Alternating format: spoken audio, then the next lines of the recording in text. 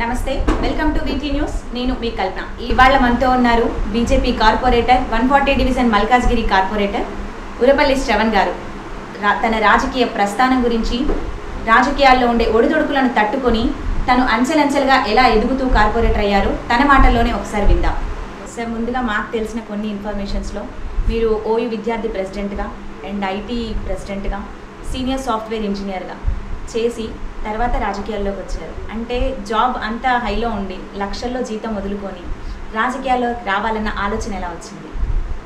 ముఖ్యంగా మల్కాజ్గిరిలో మా ఫాదర్ ఊరపల్లి రాంబాబు గారు చాలా సీనియర్ లీడరు. మా తాతగారు మా మామయ్య కూడా రాష్ట్రీయ స్వయం సేవక్ సంఘ్ నేపథ్యంలో పనిచేస్తున్నటువంటి ఒక కుటుంబం మాది. సో గత కొన్ని సంవత్సరాలుగా ఒక 40-50 సంవత్సరాల పైగా మా కుటుంబం ఏదైతే ఒక సిద్ధాంత ప్రకారం పోతూ ప్రజాసేవ చేసే క్రమంలో అనేక ఉద్యమాలు చేయడం, ప్రజల సమస్యలు తీసుకోవడం, ప్రజల వద్దకు వెళ్ళడం, ఈ పరంపర ప్రక్రియ చిన్నప్పటి నుంచి నేను చూస్తూనే ఉన్నాను. అదే క్రమంలో భాగంగా మరి విద్యావంతున్నై ఉండి కూడా ఈ దేశం కోసం ఏదైనా చేయాలన్న ఆలోచన న్యాచురల్గానే ఆ కుటుంబంలో జెనెటికల్ ఇన్హెరిటెన్స్ ఉంటుంది కదా, దాని వల్ల బహుశా ప్రాబబ్లీ అది చిన్నప్పటి నుంచే ఉంది. అయితే సరైన సమయం ఏంది ఎప్పుడు అనేది నాకు తెలియదు, ఎవరికి తెలియదు. చదువుకున్న తర్వాత కుటుంబ బాధ్యతలు కూడా ఉంటాయి. మా అన్న చెల్ల ఇద్దరు కూడా, మా బ్రదర్ యూఎస్లో సాఫ్ట్వేర్ ఇంజనీర్, సిస్టర్ డాక్టర్, ఇప్పుడు మిలిటరీ హాస్పిటల్లో ఆమె డెంటల్ సర్జన్. ఈ విధంగా యాక్చువల్లీ చదువుకున్న కుటుంబం అయినప్పటికీ కూడా తర్వాత ఉద్యోగం చేసుకుంటున్నాను. కానీ సడన్గా ఎలక్షన్స్ ఎప్పుడైతే వచ్చినా జిహెచ్ఎంసీ ఎలక్షన్స్లో బండి సంజయ్ గారు చేస్తున్న ఉద్యమ క్రమంలో ఆ ఉద్యమానికి ఆకర్షితుడై లేదు నేను ఫుల్ ఫ్లెడ్జ్గా భారతీయ జనతా పార్టీలో పార్టిసిపేట్ చేయాలి. విద్యార్థి నాయకుడిగా ఉన్న ఉస్మాన్ ఇన్స్టిట్యూట్లో పనిచేసి ఉన్న, భారతీయ మజ్దూర్ సంఘంలో మరి కార్మిక నాయకుడిగా ఉన్న, చిన్నప్పటి నుంచి కూడా స్వయం సేవకుగా ఉన్నప్పటికీ కూడా ఈరోజు బండి సంజయ్ గారు ఉద్యమానికి నాలాంటి యువకుల మద్దతు అవసరం ఉంది. ఈ దేశంలో ముందుకొచ్చి సంజయ్ గారిని బలపరిచి తెలంగాణ రాష్ట్రంలో భారతీయ జనతా పార్టీని అధికారంలో తీసుకొచ్చే క్రమంలో మరి నేను కొంత త్యాగం చేయాలా అని నా కుటుంబ సభ్యులతో, మా నాన్నగారితో, మా బ్రదర్ సిస్టర్, మా వైఫ్తో మాట్లాడి ఇప్పటి నుంచి నా ఖర్చులు మీరు పెట్టాలి తప్ప మీ ఖర్చులు నేను పెట్టాను, ఈ దేశం కోసం ఇప్పటి నుంచి పనిచేయనున్నానని వాళ్ళకి చెప్పి వారిని అనుమతి తీసుకొని వాళ్ళ ఆశీర్వాదంతోనే ఎలక్షన్స్లో పోటీ చేయడం జరిగింది. తెలంగాణ రాజకీయాల్లో స్థానికంగా ఉన్న ఎమ్మెల్యేలకు, కార్పొరేటర్లకి ఉన్న చిన్న చిన్న వైరాల వల్ల ప్రజల్లో జరిగే అభివృద్ధి పనుల్లో ఏమైనా ఆటంకం జరుగుతుందా? అలాంటిది ఈ డివిజన్లో కూడా ఉంది అని చెప్పేసి స్థానిక సమాచారం సార్. అంటే మీకు మైనంపల్లి గారికి చిన్నగా వ్యక్తిగతంగా ఉన్నాయా లేదంటే పార్టీ తరఫు నుంచి ఉన్నాయా? భారతీయ జనతా పార్టీ ఎదిగే క్రమంలో ఏదైతే ఉద్యమ పరంపర కొనసాగుతుందో ఇది తెలంగాణ ప్రజల పట్ల తెలంగాణ ప్రభుత్వం చేసిన ద్రోహానికి వ్యతిరేకంగా మేము చేస్తున్నటువంటి ఉద్యమం. నిరుద్యోగుల సమస్య కానివ్వండి, మరి పెన్షన్ల సమస్య కానివ్వండి, నీళ్లు నిధులు నియామకాలు అంటూ ఈరోజు తెలంగాణ రాష్ట్రం కోసం మేము పోరాడినామో వాటిలో ఏ ఒక్క హామీ కూడా నెరవేరలేదు. కాబట్టి ఆ క్రమంలో మరి మలితర తెలంగాణ ఉద్యమాన్ని మేము చేయాల్సిన అవసరం ఏర్పడ్డది. ఈ క్రమంలో భాగంగానే న్యాచురల్గానే వాళ్ళ అధికారాన్ని కోల్పోతున్నారు కాబట్టి, ప్రజాదరణ కోల్పోతున్నారు కాబట్టి, భారతీయ జనతా పార్టీ ఒక ఉవ్వెత్తున ఎగుస్తోంది కాబట్టి తెలంగాణ రాష్ట్రంలో ముఖ్యంగా బండి సంజయ్ గారి నేతృత్వంలో ఉవ్వెత్తున ఒక ఉద్యమంలా ఎగిసిపడుతుంది. కాబట్టి ఆయన పాదయాత్ర కూడా భయపడ్డ ఈ టీఆర్ఎస్ శ్రేణులు మరి వారి అధిష్టానం ఆదేశించిందో లేదా వాళ్ళే సొంతంగా చేస్తున్నారో నాకు తెలియదు. కానీ మీరు సర్వేలు చూస్తూ ఉన్నారు 10 సీట్లు లేని టీఆర్ఎస్. ఈ క్రమంలో వాళ్ళు ఏం చేస్తూ ఉన్నారంటే ప్రతి చోట్ల రెచ్చగొట్టే చర్యలకు, మీరు మల్కాజ్గిరే కాదు, ఎల్బీ నగర్, రాజేంద్ర నగర్, సికింద్రాబాద్, సనత్ నగర్ ఎక్కడైనా తీసుకోండి మీరు, ప్రతి కాన్స్టిట్యున్సీలో కూడా వాళ్ళు కేవలం గొడవలు పెట్టుకొని టీఆర్ఎస్ పార్టీ నాయకులు ఎవరైతే ఉన్నారో, టీఆర్ఎస్ మినిస్టర్లు, మంత్రులు ఎవరైతే ఉన్నారో భారతీయ జనతా పార్టీ నాయకులపైన, కార్యకర్తలపైన అక్రమ కేసులు, అరెస్టులు చేస్తూ వాళ్ళ గొంతుగా నొక్కే ప్రయత్నం చేస్తున్నారు తప్ప వాళ్ళు నిజంగా ఇదన్నీ చేయకుండా ప్రజా సమస్యలపైన వాళ్ళు నిజంగా ఫోకస్ చేస్తే ఈ అవసరమే రాదు కదా. మేము ఇప్పుడు మల్కాజ్గిరి విషయమే తీసుకుందాం. మల్కాజ్గిరిలో గతంలో ఎంతోమంది ఎమ్మెల్యేలు పనిచేశారు. సాయన్న గారు హ్యాట్రిక్ ఎమ్మెల్యే, రాజేందర్ గారు పనిచేసారు, కనకారెడ్డి గారు పనిచేసారు. మరి ఈ రోజే ఈ సమస్య ఎందుకు ఉత్పన్నమవుతుందని నేను అడుగుతా ఉన్నా. ఆయనకి నాకు వ్యక్తిగత సంబంధం, వ్యక్తిగత కొట్లాట పంచాయతీ లేదు. ఈ రోజు వరకు కూడా మా ఎమ్మెల్యే గారిని నేను గారు అని కాకుండా సంబోధించిన పరిస్థితి కానీ అవసరం కానీ ఎక్కడ లేదు. మీరు రికార్డ్స్ తిరిగేసుకోవచ్చు, నా ఫేస్బుక్ కానీ యూట్యూబ్ ఛానల్ కానీ ఎక్కడ తీసుకోవచ్చు.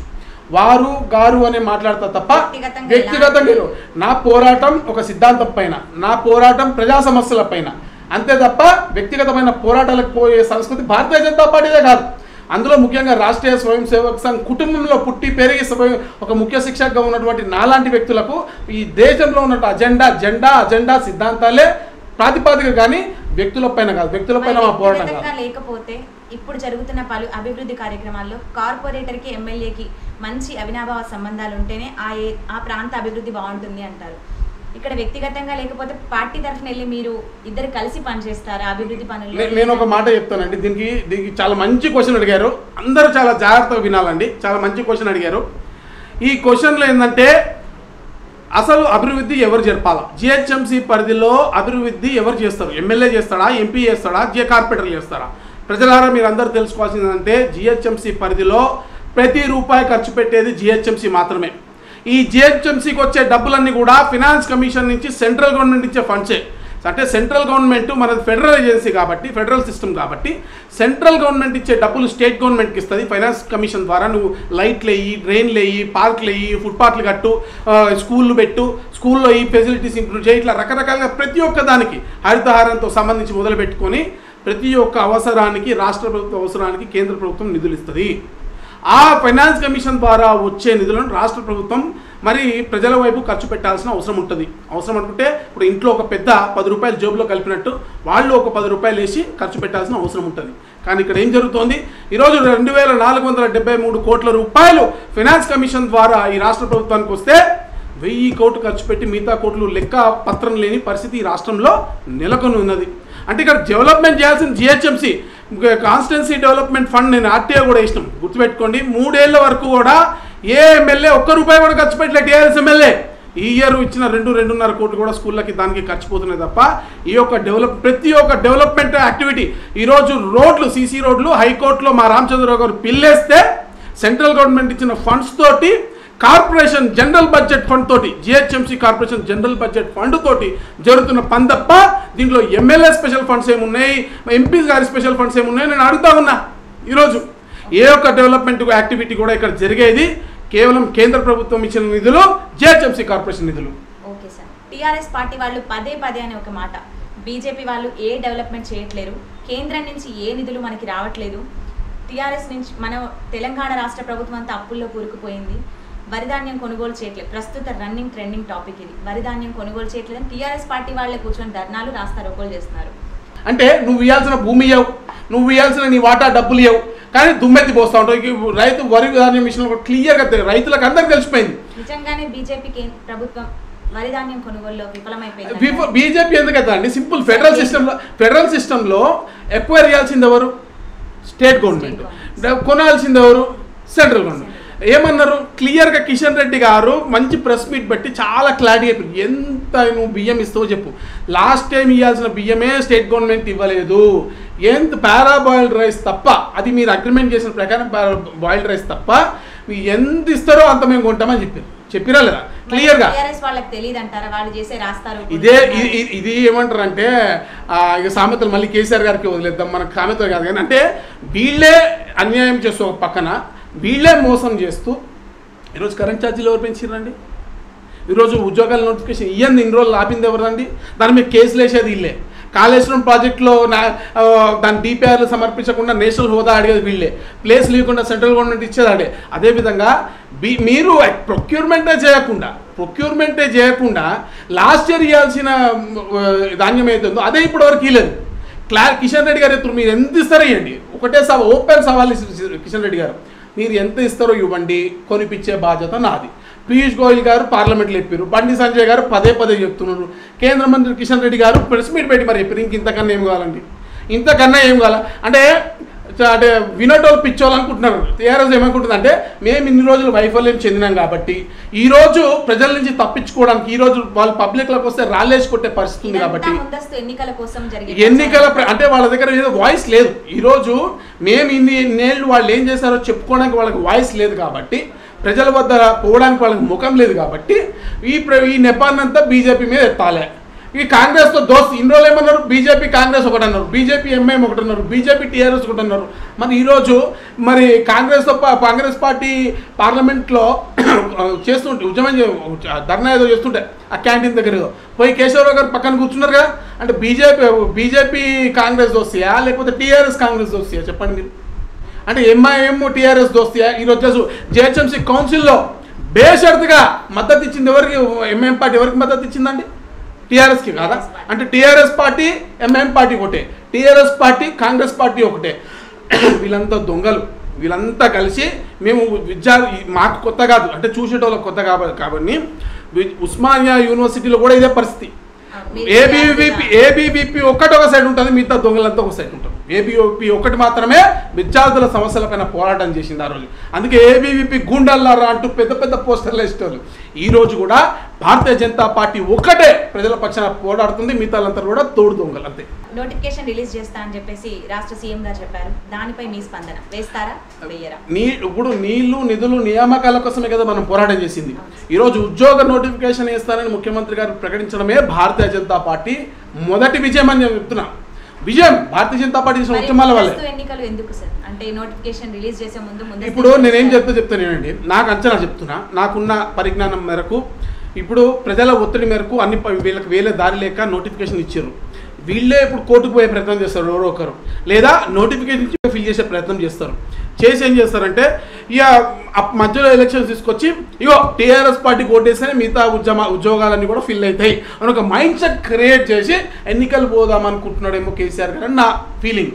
బహుశా ఇదే వాళ్ళ స్ట్రాటజీ ఉండొచ్చు. క్యాస్టిజం రాజకీయాల్లో నిజంగా క్యాస్టిజం ఉంటుందా? ఏ కులం వారు ఆ కులస్తులకి ఓట్లేసి గెలిపిస్తారా? ఏ వర్గం వాళ్ళు ఆ వర్గానికి, మా ప్రాంతం అని చెప్పి మా ప్రాంతం వానికి వెయ్యాలి అని చెప్పేసి ఇలాంటిది ఏమైనా ఉంటుందా? లేదంటే రాజకీయాల్లో నిజంగా డబ్బులు పెడితేనే మనం ఒక పార్టీకి లీడర్ అవ్వగలుగుతాము అనేసి ఉంటుందా? నిజంగా అన్ఫార్చునేట్లీ మన రాష్ట్రంలో, అంటే మన దేశంలో, ఎస్పెషల్గా ఈ సౌత్ ఇండియా ఏరియాలో, తెలంగాణ ఆంధ్ర ఏరియాస్లో క్యాస్ట్ పాలిటిక్స్ అనేవి నిజంగా కూడా చాలా ప్రభావితం చేస్తూ ఉన్నాయి. డబ్బు కూడా నిజంగా విపరీతంగా. నేను మొన్న ఢిల్లీ వెళ్ళాను గజాబాద్ కాన్ఫరెన్స్లో. అక్కడ ఎంపీ ఒక 50 లక్షలు 20 లక్షలు కూడా ఖర్చు పెట్టకుండా ఉల్టా చాదాపిచ్చి ఓట్లేసి పంపించే పరిస్థితి ఉంది. కానీ ఇక్కడ మాత్రము రోజుకి లక్షల రూపాయలు వెదజల్లితే కానీ ఒక రాజకీయ నాయకుడు మనుగడ సాధించలేని పరిస్థితి ఉంది. మళ్ళీ ఆ డబ్బులు సంపాదించుకోవాలంటే రాజకీయ నాయకుడు ఏం చేయాలా? అద్దడాలు దొక్కాలి. ఆయన తప్పు కాదు. నేనైతే పొలిటీషియన్స్ కూడా 100% తప్పని నేను చెప్పలేను. ఎందుకంటే వాళ్ళ అవసరాలు అట్లా తయారైనాయి. వాళ్ళు దే ఆర్ కంపల్స్డ్ డూ సో. అయితే ఈ క్యాస్ట్ పాలిటిక్స్ నుంచి మనం మెల్లగా డైవర్ట్ కావాల్సిన అవసరం ఇంకా ఉంది. కొంత యువత ఇప్పుడు మెల్లగా వస్తున్నారు. కానీ ఈ దరిద్రం ఈ దేశాన్ని ఇప్పట్లో వదిలేటట్లేదు. ఇది జరగాలి అంటే కేవలము హిందూ సమాజం మొత్తం కూడా ఏకతాటిపై తీసుకొచ్చి కులం అనేది కాదు, భారతదేశంలో ఉన్నటువంటి భారతీయులందరం ఒకటి, హిందూ సోదరులందరూ కూడా ఒకటి అనే ఒక భావన చిన్నప్పటి నుంచి ఆ ఎడ్యుకేషన్ సిస్టంలోనే ఇంప్లీట్ చేసి మనము అలా పెంచగలిగితే పిల్లల్ని అప్పుడే ఈ క్యాస్ట్ సిస్టమ్ని మనం పూర్తిగా ఎరాడికేట్ చేయగలుగుతాం తప్ప otherwise it is not possible right now అనేది నా పర్సనల్ ఫీలింగ్. మీరు రాజకీయాల్లో కోరుకునే మార్పు ఏంటి? రాజకీయాల్లో నేను మార్పు కోరుకునేది ఏంటంటే మొదటికి విద్యావంతులు రావాలా, డబ్బు లేని రాజకీయం జరగాలి, జీరో బడ్జెట్ పాలిటిక్స్ జరగాల. ఇది చాలామంది, నేనే కాదు చాలామంది పెద్దలు పవన్ కళ్యాణ్ లాంటి వాళ్ళు కూడా నేను పర్సనలీ 90% సాధ్యం కాకపోవచ్చు, కానీ ప్రయత్నం అంటూ చేయాలి కదా. అసాధ్యం అనుకున్న దాన్ని సుసాధ్యం చేయడంలోనే మనిషి ఆశావాది. మనం ఆశ వైపు బతకాలా, ఆశ వైపు ఎగురుకుంటూ వెళ్ళాలా, అవునా కదా. ఇది అసాధ్యమైన కావచ్చు, కానీ మనం అందరం కలిసి ప్రయత్నం చేస్తే ఈ రోజు కాకపోయినా 10 ఏళ్లకైనా ఇది సుసాధ్యం అవుతుంది అనేది నా పర్సనల్ ఫీలింగ్. కాబట్టి మనమందరం కూడా ఈ దిశలో పనిచేయాల్సిన అవసరం అయితే ఉంది. నాకు కూడా నేను కూడా రాజకీయాల్లో రావాల్సిన కారణం అదే కదా. ఇప్పుడు అదర్వైజ్ క్లీన్ పాలిటిక్స్ చేయనప్పుడు నాలాంటి వాడు రాజకీయాల్లోకి వచ్చే అవసరం ఏముంది? ఫారెన్లోనే ఎంజాయ్ చేస్తూ అక్కడే కూర్చునేవాడిని కదా, ఇక్కడ కూడా రావాల్సిన అవసరం లేదు కదా. మీరు సీనియర్ సాఫ్ట్వేర్ ఇంజనీర్గా ఒరాకిల్లో అండ్ మైక్రోసాఫ్ట్లో వర్క్ చేశారని మాకు తెలిసింది సార్. మీరు ఎడ్యుకేషన్ సిస్టంలో ఎలాంటి మార్పులు రావాలనుకుంటున్నారు? ఇప్పుడున్న ప్రజెంట్ ఎడ్యుకేషన్ సిస్టమ్ కరెక్టే అంటారా? నేను ఆఫీస్ నుంచి వచ్చేటప్పుడు కూడా ఇక్కడ మా కొలీగ్స్ ఉన్నారు, బలరాం, నందిని, భాష, వీళ్ళందరూ ఉన్నారు. We use to discuss all these things. Education సిస్టమ్స్లో మనం చాలా వాల్యూస్తో కూడినటువంటి ఎడ్యుకేషన్ చేయాలి. ఫర్ ఎగ్జాంపుల్ ట్రాఫిక్ సిగ్నల్స్ దగ్గర ట్రాఫిక్ రూల్స్ పాటించట్లేదు, మనమే పాటించట్లేదు, పిల్లలకి ఎట్లా తెలుస్తుంది? ఇప్పుడు మీరు యూకేలో వెళ్ళి చూడండి, పెడెస్ట్రియన్స్ కూడా చక్కగా సైడ్కి నుంచి ఉంటారు, సిగ్నల్ వస్తే కానీ రోడ్ క్రాస్ చేయరు, సైకిల్ వెళ్ళేటోళ్ళు సైకిల్ మీద వెళ్తారు, బండి మీద వెళ్ళేటోళ్ళు. సెంట్రల్ లండన్లో ఎంత ట్రాఫిక్ ఉన్నా కూడా 2-3 కిలోమీటర్లు పొడుగున్నా కూడా కనీసం పక్కకి వెళ్ళరు. మన దగ్గర ఇట్లా వచ్చిందనుకోండి, ఇలా దూరుకుని వెళ్ళిపోతారు. కానీ ఆ పరిస్థితి ఇక్కడ ఎందుకు లేదంటే దట్ వాల్యూ ఎడ్యుకేషన్ అనేది, ఆ మోరల్స్ అనేవి మన దగ్గర మిస్ అయినాయి. నిజంగా విద్యా వ్యవస్థకే అసలు మనం పుట్టినిల్లు. అటువంటి మన దేశంలో ఇటువంటి పరిస్థితి ఎందుకుందంటే ఈ కరికులం సరిగ్గా లేదు. దాంట్లో మార్పులు రావాల్సిన అవసరం ఉంది. దీంట్లో మోరల్స్ అంటే మనిషి మోరల్గా ఎలా బిహేవ్ చేయాలి, ట్రాఫిక్ రూల్స్ ఎట్లా పాటించాలి, మహిళలతో ఎట్లా బిహేవ్ చేయాలి, పెద్దవాళ్ళతో ఎట్లా బిహేవ్ చేయాలి, ఇలాంటి మోరల్ సైన్సెస్కి ఎక్కువ ప్రాధాన్యత ఇస్తూ, మన హిస్టరీకి మన కల్చర్కి ప్రాధాన్యత ఇస్తూ, మ్యాథ్స్లో కూడా అప్పుడు ఏదో బట్టి కొట్టే మ్యాథ్స్ కాకుండా వేదిక్ మ్యాథమెటిక్స్, ఇప్పుడు ట్రిగ్నోమెట్రీ ఎగ్జామ్ పెట్టేస్తున్నారు. కానీ ట్రిగ్నోమెట్రీ ఎందుకు వాడుతున్నాం, ఎక్కడ వాడుతున్నాం, ఇలాంటి ఈ విలువలతో కూడిన ఇన్ఫర్మేషన్తో కూడిన ఎడ్యుకేషన్ సిస్టమ్ని నేను ఒక్క స్కూల్ చూశానండి, విద్యారణ్య స్కూల్. రియల్లీ అప్రిషియేట్ చేయాలా. విద్యారణ్య స్కూల్లో పిల్లలు 10th క్లాస్ బయటకు వచ్చాడంటే నేను గ్యారంటీ రాసి ఇవ్వగలను, ఇండిపెండెంట్గా బతికేస్తాడు అబ్బాయి. అంత మంచి క్వాలిటీ ఎడ్యుకేషన్. అలాంటి ఎడ్యుకేషన్ సిస్టమ్ స్టేట్ వైడ్గా డెవలప్ చేయాల్సిన అవసరం ఉంది. వాల్యూస్తో కూడిన ఎడ్యుకేషన్ని ఇంజెక్ట్ చేయాల్సిన అవసరం ఉంది. ప్రజలకి ఏం చేయాలనుకుంటున్నారు రాజకీయ పరంగా అండ్ కరోనా టైంలో కూడా సార్ వ్యక్తిగతంగా సమాజ సేవ, రాజకీయ పరంగా సమాజ సేవ ఎంతవరకు అభివృద్ధి జరిగింది ఇప్పటి వరకు మీ మాటల్లో? కరోనా టైంలో మా శక్తికి ఎంత ఉందో అంతవరకు నిజంగా భోజనాలు అందియడము, నిత్యావసర వస్తువులు అందియడము, అవసరం వీలైనంత వరకు కొంత లేని వాళ్ళకి క్యాష్ ఇవ్వడము, దాన సంస్కారాలు నడిపించడము, జరిపించడము, ఇలాంటివి మాకు చేతనైనంత. మా ఫ్రెండ్స్ కూడా ఉన్నారు, వాళ్ళు అందరి సహకారంతో అందరం కూడా కలిసి తలా రూపాయి వేసుకొని చేయడం జరిగింది. చాలా మేము కూడా పర్సనల్గా చాలా హ్యాపీగా ఫీల్ అయ్యాం. మాకు కూడా అందరికి కలిపి ఒక మంచి పేరు కూడా వచ్చింది.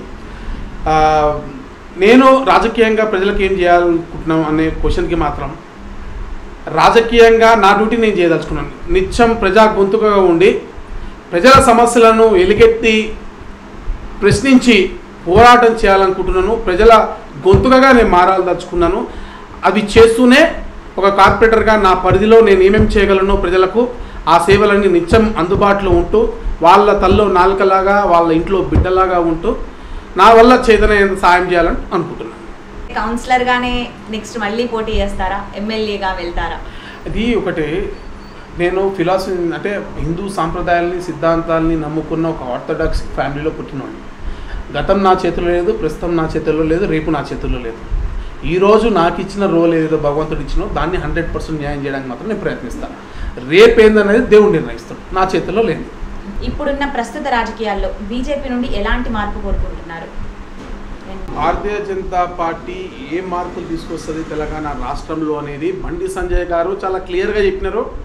విద్యా వైద్యానికి ప్రాధాన్యత ఇచ్చే అంశం మీద మొదటి సంతకం ఎవరు ముఖ్యమంత్రి అయినా కూడా చేయించే బాధ్యత సంజయ్ అన్న తీసుకుంటారని ఆయన క్లారిటీగా పాదయాత్రలో చెప్పడం జరిగింది. దానికే స్టిక్ అయి ఉంటాం.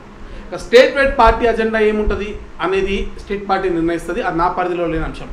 నేను వ్యక్తిగతంగా ఏం చేయాలనుకుంటున్నా, ప్రజలకి నా భావాలు ఏంది, ఏం చేస్తే బాగుంటుంది అని మీరు అడిగితే దానికి నేను చెప్పేది ఏంటంటే, ఈరోజు భారతీయ జనతా పార్టీ ప్రజల్లో అంటే నెక్స్ట్ జనరేషన్స్లో ఏవైతే లివింగ్ స్టాండర్డ్స్ ఉన్నాయో అవి పెంచే క్రమంలో అడుగంటిపోతున్న సనాతన ధర్మ సాంప్రదాయాలు ఏవైతే ఉన్నాయో, హిందూ ధర్మం మీద నిరంతరం జరుగుతున్న దాడులు ఏవైతే ఉన్నాయో వీటికి వ్యతిరేకంగా నిలబడి ఒక గొంతుకలాగా వాటిని ఎదుర్కోవడానికి ఒక పోరాటం చేయాలని నేను భావిస్తూ ఉన్నా.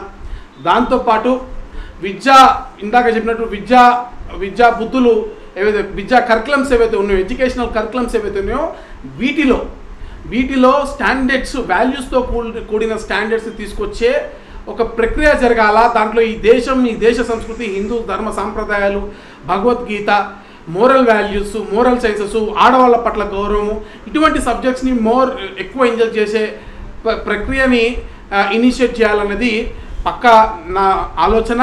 భారతీయ జనతా పార్టీ గవర్నమెంట్ రాగానే ఖచ్చితంగా మా అధిష్టానంలో సంజయ్ అన్నకు కానివ్వండి, అప్పుడు ఎవరైతే ముఖ్యమంత్రి అవుతారో వారికి కానివ్వండి, ఖచ్చితంగా వారి దృష్టికి తీసుకెళ్తా.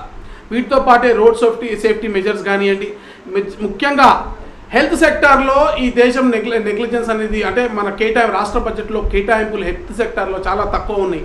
ఈరోజు బస్తీ దవాఖానాలు ఏవైతే ఏర్పాటు చేస్తున్నారో ఇవి కూడా నేషనల్ హెల్త్ మిషన్లో భాగంగా వెల్నెస్ సెంటర్లు సెంట్రల్ గవర్నమెంట్ ఇచ్చిన ఫండ్స్తో మాత్రమే ఏర్పడుతున్నాయి. దాంట్లో ఇచ్చే మందులు, డాక్టర్లు, ప్రతి ఒక్క రూపాయి కూడా సెంట్రల్ గవర్నమెంట్ ఫండ్సే. ఇక్కడ రాష్ట్ర ప్రభుత్వం ఆర్భాటంగా ఓపెన్ చేస్తున్నప్పటికీ సరే కనీసం ఓపెన్ చేశారు, ప్రజలకు చేరులో సంతోషమే, దాన్ని వ్యతిరేకించట్లేదు. కానీ ప్రతి రూపాయి కూడా సెంట్రల్ గవర్నమెంటే. దీన్ని మరింత పెంచి ఈ మన జిల్లా హాస్పిటల్ కానివ్వండి, గాంధీ, నిమ్స్, కిమ్స్ ఇలాంటి మనం చూశారు మన ఎంజిఎంలో ఎలకలు కొట్టేసే పేషెంట్లు. కాబట్టి విద్యకి వైద్యానికి ఈ దేశంలో ఎవరు అడుక్కోకూడదు. ఈ రాష్ట్రంలో ఎవరో అడుక్కోకూడదు. ఆ దిశలో పనిచేయాలన్నది నా చిరకాల వాంఛ, కోరిక. మీరు అనుకుంటున్న విద్యా వైద్యం మీ ఆలోచన బండి సంజయ్ గారి ఆలోచన చాలా బాగుంది సార్. అది ఖచ్చితంగా జరగాలని మేము మా ప్రేక్షకులందరం కోరుకుంటున్నాం. అవుతుంది అనే ఆకాంక్ష కూడా మాకుంది సార్. రాబోయే ఎలక్షన్స్లో, ముందస్తు ఎలక్షన్స్ వచ్చినా లేదంటే వచ్చే ఎలక్షన్స్లో అయినా బీజేపీ పార్టీ వస్తుందా, రాష్ట్రంలో టీఆర్ఎస్ పార్టీ వస్తుందా, మీ ఆలోచన? ఇప్పుడు ఇందులో మీకు సందేహమే అవసరం లేదు. ఖచ్చితంగా రానున్నది భారతీయ జనతా పార్టీ ప్రభుత్వం. ఈ రాష్ట్రంలో ఇప్పటి వరకు ఆ రోజు రజాకర్లు కానివ్వండి, ఆ తర్వాత వచ్చిన పాలకులు కానివ్వండి, అనాదిగా ఈ రాష్ట్రాన్ని, ఈ దేశాన్ని దోచుకుంటున్న దుర్మార్గుల్లాగే ఈరోజు టీఆర్ఎస్ పార్టీ కూడా ప్రజల నడ్డి విరిచింది. ఇప్పటికిప్పుడు మీకు చెప్తా ఉన్నానండి, బడ్జెట్ బుక్లో, లేటెస్ట్ బడ్జెట్ బుక్ జిహెచ్ఎంసీది, దీంట్లో మన షాప్ లైసెన్సెస్ ఉంటాయి కదా, దీని మీద గ్రీన్ ఫండ్ పేరుతోటి ఒక 10% బడ్జెట్ ఇచ్చారు, 10% ఎక్స్ట్రా ఫండ్ ఇచ్చారు. కరెంటు ఛార్జీలు పెంచారు, నిధులు లేవు, నియామకాలు లేవు, హాస్పిటల్కి ఫండ్స్ లేవు. 50,000 డాక్టర్లను రిక్రూట్ చేస్తా అన్న కేసీఆర్ గారు కరోనా టైంలో ఒక్క డాక్టర్ అన్న రిక్రూట్ చేసిండేమో నాకు చూపించండి. ఒక్క డాక్టర్ అడుగుతున్నాను, ఛాలెంజ్ చేస్తున్నా. ఒక్క డాక్టర్ని కూడా చేయలేదు. ఏ హాస్పిటల్లో కూడా వెంటిలేటర్ల లెక్క చూపించమండి, నేను ఛాలెంజ్ చేస్తున్నా. ఏ హాస్పిటల్లో అయినా సరే సరిపడా డాక్టర్లు ఉన్నారేమో చూపించమనండి, నేను ఛాలెంజ్ చేస్తున్నా. ఈ విధంగా ఈ రాష్ట్రాన్ని పూర్తిగా దివాళీ సార్. ఈరోజు శ్రీలంకలో ఏదైతే పరిస్థితి ఉందో, బహుశా వాళ్ళ కూతురు గారు చెప్పినట్టు ఈ తెలంగాణ రాష్ట్రాన్ని కనుక ప్రత్యేక దేశంగా వాళ్ళు చేసుంటే ఈరోజు శ్రీలంక కన్నా అద్భుతమైన పరిస్థితి ఈరోజు తెలంగాణ రాష్ట్రంలో ఉండేది. పసిడి పిల్లలకు పాలు కూడా నోచుకునే దిక్కురోజు స్థితిలో ఈ తెలంగాణ రాష్ట్రం ఉండేది. ప్రజలందరూ కూడా భారతీయ జనతా పార్టీకి ఓటేస్తారని ఖచ్చితమైన నమ్మకం ఉంది. మా పోరాటం అట్లే ఉంది. సంజయ్ అన్న తుమ్ ఆగే బడో, హమ్ తుమారే సాథ్ హై. ప్రస్తుత నిత్యావసర ధరలు ఆకాశాన్ని అంటుతున్న తరుణంలో ఇప్పుడు శ్రీలంక ఎదుర్కొంటున్న సంక్షోభం మళ్ళీ మన తెలంగాణ రాష్ట్రం ఎదుర్కొనే అవకాశం ఉందంటారా? అసలు సామాన్య ప్రజలు బ్రతికే సిచ్యువేషన్లో లేరు. పెట్రోల్ 117 రూపాయలు, ఆయిల్ ప్యాకెట్ 200 రూపాయలు, ఇలా ప్రతి ఒక్కటి సార్. ఏప్రిల్ నుంచి కరెంటు ఛార్జీలు, ప్రతి ఒక్క భారాన్ని రాష్ట్రం మన వైపు వేస్తూనే, ప్రజల మీద మోపుతూనే ఉంది. ఇదే సిచ్యువేషన్లో శ్రీలంక ఉంది. శ్రీలంక లాంటి సంక్షోభాన్ని తెలంగాణ రాష్ట్రం ఎదుర్కొనే ఆలోచన ఉందంటారా? అసలు అలాంటివి ఏదన్నా ఉందా? ఒకటి మనం అర్థం చేసుకోవాల్సింది ఏంటంటే, we are in a federal system. ఈ రాష్ట్రం ఎంత దిక్కుమాలిన రాష్ట్ర ప్రభుత్వం లాగా పనిచేసినప్పటికీ కూడా ఇది కేంద్రం తప్ప రాష్ట్రం తప్ప. నేను ఏమంటున్నా అంటే, కామన్ ప్రైస్ ఇండెక్స్ అని ఒకటి ఉంటుంది. ఓకే, ఎకనామీ అనేది అట్లా ఊరికే ఉండదు. Basically it is driven through various factors. Okay, and ఈరోజు మోడీ గారు కనుక ఈ దేశ ప్రధాని కాకపోయి ఉంటే ఈరోజు పెట్రోల్ ధర 200 రూపాయలు ఉంటుండే. Because of Ukraine and Russia war 200 రూపాయల పోవాల్సిన పెట్రోల్ ధరలు, డీజిల్ ధరలు ఈరోజు ఇంకా 100-110 దగ్గర ఆగున్నాయంటే దానికి కేవలం మోడీ గారే కారణం. ఈరోజు అడ్వాన్స్డ్ కంట్రీస్ లక్షలాది మందిని, వేలాది మందిని శవాల కుప్పలేసుకొని కోవిడ్ నేపథ్యంలో పడుకుని ఉంటే ఈ దేశంలో వందల సంఖ్యలోనే ప్రజలు చనిపోకుండా కాపాడుకున్నది కేవలం ప్రధానమంత్రి గారి, మోడీ గారి సంకల్పం. వారు నిరంతరం పర్యవేక్షణ చేస్తూ ప్రజల పట్ల వారి ప్రేమతోటి ఈ దేశాన్ని కాపాడుకొని 150 కోట్ల మందికి వ్యాక్సిన్, దేశం ప్రపంచం ఆశ్చర్యపోయింది. నేను ప్రత్యక్ష సాక్ష్యం, నా ఫ్రెండ్స్, మా బ్రదర్స్ కొట్లాడారు. మా ఫ్రెండ్స్ ఏమన్నారంటే, మీకే దిక్కులేదు 150 మందికి, మీరు ఫారెన్కి ఎందుకు ఎక్స్పోర్ట్ చేస్తున్నారు వ్యాక్సిన్ అన్నారు. నేను జస్ట్ వెయిట్ అండ్ వాచ్ అన్న. ఈరోజు ఫారెన్కే ఎక్స్పోర్ట్ చేయడం కాదు, ఈ దేశంలో ఉన్న 150 కోట్ల మందిలో ఎంతమంది ఎలిజిబుల్ ఉన్నారో ప్రతి ఒక్కరికి, దాంట్లో out of them all eligible people have got vaccinated successfully. That is just because of Narendra Modi. Okay, so రాష్ట్ర ప్రభుత్వం కూడా ఎన్ని దిక్కుపాల పనులు, దివాళకోరు పనులు చేసినప్పటికీ కూడా మోడీ గారు ఉన్నంత వరకు ప్రజలు ఎవరు భయపడాల్సిన అవసరం లేరు. వారి అపన్న హస్తం మనందరి మీద ఉంటుంది. ఈ తెలంగాణ ప్రజలందరినీ కాపాడుకునే బాధ్యత మోడీ గారే తీసుకుంటారు. ఓకే సార్, మీ విలువైన సమయాన్ని మాకిచ్చి మాకు ప్రత్యేకమైన ఇంటర్వ్యూ ఇచ్చారు. Thank you very much. Finally ఒక చిన్న క్వశ్చన్ సార్. రాజకీయాల్లో మీ వెనుక ఉన్న శక్తి, బలం, మిమ్మల్ని ముందుండి నడిపించే వాళ్ళు ఎవరు? నేను తెలుసుకోవాలనుకుంటున్నాను. ఇప్పటి వరకు ఎవరికి చెప్పని ఒక నిజం లాంటిది చెప్పండి. అంటే నా దగ్గర సీక్రెట్స్ ఏమి ఉండవు, నేను చాలా ట్రాన్స్పరెంట్ ఉంటుంది. ఏది మాట్లాడిన అవుట్ స్పోకెన్, నేను చాలా క్లియర్గా, క్లారిటీగా మనసులో ఏది పెట్టుకోకుండా మాట్లాడతా. నా వెనుకున్న శక్తి 2 ప్రధానమైనటువంటివి. ఒకటి భారతీయ జనతా పార్టీ సిద్ధాంతం, దాన్ని ముందుకు తీసుకెళ్లాలని ఒక కసి. 2 నా కుటుంబం, నా తల్లిదండ్రులే కానివ్వండి, నా తోడపుట్టిన వాళ్ళే కానివ్వండి. Without them I'm incomplete. వాళ్ళు వాళ్ళు నాకు సహకరించకపోతే నేను ఏం చేయలేను, ప్రజలకు సేవ చేయలేని పరిస్థితి. ఈరోజు త్యాగం చేయాలంటే వాళ్ళు నన్ను త్యాగం చేసి నన్ను పోషిస్తున్నారు కాబట్టి, అంటే నా కుటుంబాన్ని చూసుకుంటున్నారు కాబట్టి నేను చేయగలుగుతున్నాను. So I have to own. ఈ రెండే నా కసికి, నా పోరాటానికి ప్రధానమైన అంశాలను నేను భావిస్తా ఉన్నాను. మీ బలం చెప్పారు, మీ బలహీనత. నా బలహీనత ప్రశ్నించే గొంతు. మీరు ప్రతి దగ్గర కూడా ప్రశ్నించాలి, మనం ప్రశ్నిస్తేనే ముందుకెళ్తామని చెప్పేసి మీరు చేసిన ర్యాలీలో వాటిలో మేము చూసాము. ప్రశ్నించే గొంతు ఉన్నప్పుడు ఖచ్చితంగా మనకు బలం బలహీనత ఉంటుంది. అంటే మీరు కొన్నిసార్లు ఎదుర్కొనే వాటిల్లో మీ బలహీనత ఏంటి అసలు, ఎదుర్కొనే సమస్యల్లో కానీ? ఆఫెన్ మీరు అబ్జర్వ్ చేస్తే నాకే కాదండి, ఏ మనిషికైనా మీరు తీసుకోండి, ఇది రూల్ యాక్చువల్లీ ఫిలాసఫీ సైకాలజీలో ఒక rule. Often one strength becomes his own weakness and vice versa. ఒకటి స్ట్రెంగ్త్, మన స్ట్రెంగ్త్ ఏది ఉందో అదే మనకి వీక్నెస్ కూడా ఉంటుంది. మన వీక్నెస్ మన స్ట్రెంగ్త్ కూడా అవుతుంది ఒకసారి. అట్లనే నా ప్రశ్నించే గొంతు, ముక్కు సూటిగా పోయే వ్యవహారం అయితే ఉంటుందో అది చాలామందికి అంటే బాధతో కసితో ఉన్న వాళ్ళకి అడగాలి, ఇట్లాంటి వాడు ఒక అనుకున్నాడు వాళ్ళకి నచ్చదు. కానీ దొంగలు ఎవరైతే ఉన్నారో వాళ్ళకి నచ్చదు. వాళ్ళకి స్ట్రైట్ బాణం కొడితే గుండెల్లో కూర్చుకున్నట్టు స్ట్రైట్ కొట్టేస్తుంది. అది అలాంటి టైం మీద మీ మీద ఒక దాడి జరిగిందని తెలుసు. దాడులు జరిగినాయి, ఒకటి దాడిగా చాలా రకాలుగా జరిగినాయి. ఒకటి కనిపించే దాడి, ఒకటి మెంటల్గా పోలీస్ కేసులు. నా మీద 6 కేసులు ఈ సంవత్సరంలో పెట్టారు. నా మీద వెపన్ లైసెన్స్ లేకుండా పోలీసులను వాడుకొని అని కానివ్వండి, రకరకాల వ్యవహారాలు చేసి నన్ను అణచివేసే ప్రయత్నం. ఈరోజు ఆనంద్బాగ్ సెంటర్లో రోడ్ వైండింగ్ చేస్తుంటే సడన్గా వచ్చి వితౌట్ నోటీసు స్ట్రీట్ వైండర్స్ని తోసేస్తుంటే నేను అక్కడ ప్రజలు ఫోన్ చేసినందుకు పోయి 1-2 రోజులు టైం ఇవ్వండి, వాళ్ళతో మాట్లాడి నేనే కన్విన్స్ చేసి తీస్తా అన్నందుకు నా మీద పోలీస్ కేసు పెట్టించారు. మున్సిపల్ డిపార్ట్మెంట్ జిహెచ్ఎంసీ చట్టంలో రాసి ఉంది ఒక మెంబర్ మీద. నేను ఒక పబ్లిక్ సర్వెంట్ అవుతాను. నేను కూడా I'm treated as a public servant as per the GHMC act. నా మీద జిహెచ్ఎంసీ వాళ్ళతోనే కొంతమంది రాజకీయంగా ఫోన్ చేసి మరీ బెదిరించి కేసులు పెట్టించారు. పోలీసులు అక్కడ పోయి వాళ్ళు బాబా ప్లీజ్ కేసులు పెట్టు అని కమిషనర్ గారిని, ఆ పై స్థాయి అధికారులను అడుక్కొని మరీ కేసు పెట్టించుకున్నారు. అంటే ఈ విధంగా పోలీస్ కేసులతో కానివ్వండి ఎన్నో రకాలుగా నన్ను అణచివేసే ప్రయత్నం నాకు చేస్తూనే ఉన్నారు. నిజంగా అది న్యాచురల్ కామన్ పాలిటిక్స్లో. కాకపోతే రాక్షసత్వం అనేది కొత్తగా ఆడింది. ఇదివరకు పాలిటిక్స్లో రాజకీయాలు మాత్రమే ఉండేవి, ఇప్పుడు ఏంటంటే రాక్షసత్వం కూడా యాడ్ ఆన్ అయింది, అడిషనల్ రెసిపీ అనమాట ఇది. ధర్మో రక్షతి రక్షిత అనే ఒక నానుడి ప్రకారం అంతే కదా, ధర్మాన్ని నేను రక్షిస్తున్నా, ధర్మం నన్ను రక్షిస్తుంది. ప్రజల కోసం నేను పోరాటం చేస్తున్నా, ప్రజలు నన్ను రక్షిస్తారు. వాళ్ళు నన్ను కోరుకున్నంతసేపు వాళ్ళ మధ్యలో ఉంటా, వాళ్ళు కాదనుకున్న రోజు హ్యాపీగా ఈ మట్టిలో కలిసిపోతా, నా తల్లి భారతమాత ఒడిలో చేరిపోతా. భారత మాతకి జై. అంతే. మీ యొక్క ఆలోచన, ఆశయం చాలా గొప్పది సార్. ఖచ్చితంగా అవన్నీ జరుగుతాయని మేము అనుకుంటున్నాం. మీరు బీజేపీ కార్పొరేటర్ అయ్యాక ప్రాంత అభివృద్ధి ఎలా ఉంది, అంటే మీరు చేసిన అభివృద్ధి ఏంటి? అంతకుముందు అసలు అభివృద్ధి ఉండేనా, తక్కువగా ఉండేనా? అంటే స్థానికంగా ఉన్న ఎమ్మెల్యేకి కొంచెం మీకున్న వైరాల వల్ల ప్రాంత అభివృద్ధిలో ఆటంకాలు ఏమైనా జరిగి ఆగిపోవడం జరిగిందా? ఇప్పుడు సరే, ఒకరిని విమర్శించడం నాకు అవసరం లేదు. ఒకరిని విమర్శించడం, ఎందుకంటే మా మాజీ కార్పొరేటర్లైనా మా నాయకులైనా మా మల్కారి ఊరోళ్ళే. మా ఊరి వాళ్ళని విమర్శించుకుని నేను వాళ్ళని చిన్న చేయడం నాకు ఇష్టం లేదు. They are like my brothers. నేనేం చేశానో చెప్తాను. నేను వచ్చిన తర్వాత పటేల్ నగర్ నుంచి భగత్ సింగ్ నగర్లోకి వచ్చేది ఉందో ఇదొకటి.